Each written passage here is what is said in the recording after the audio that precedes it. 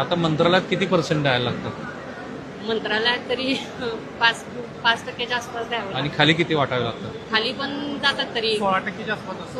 16 16%. 16%च्या आसपास जातात. 16%. मग दोघांकडनं समजून घेऊ आपण. जेईला किती?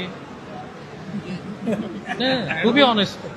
JE ना 2%. एईला EE ना 2%. पुढं जिगडीला एक प्रत्येक टेबलला लाखाला 100 रुपये असं नाकाला समोर एवढं सगळं करून सगळ्यांना देऊन GST 18% हां. आणि मग राहिलेलं आपण काम करायचं आणि नफा मिळवायचा. हे बघा, मी खुद्द मुख्यमंत्र्यांना ऑफ रेकॉर्ड बोलताना असं म्हटलं होतं की ही इकोसिस्टीम आहे की जी इकोसिस्टीम करप्शनची आपल्याकडे सेट झालेली आहे.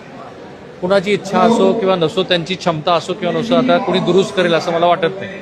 ही वस्तुस्थिती लक्षात घेऊन या इकोसिस्टीममध्ये हे जे तरुण मुलं काम करतात त्यांना लक्षात घेऊन या मंडळींचे पैसे आपल्याला कसे देता येतील हे बघायला पाहिजे.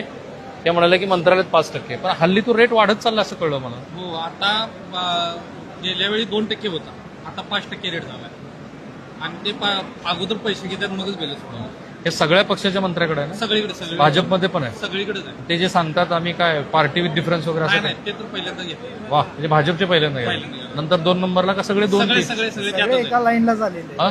सगळे एका एका लाईनला लाईनला. कुणी कुणाला नावं ठेवायचं काही नाही. नाही. जकास. आणि आमदार खासदारच मोठे हा, भाजपाला तर जास्त झालंय.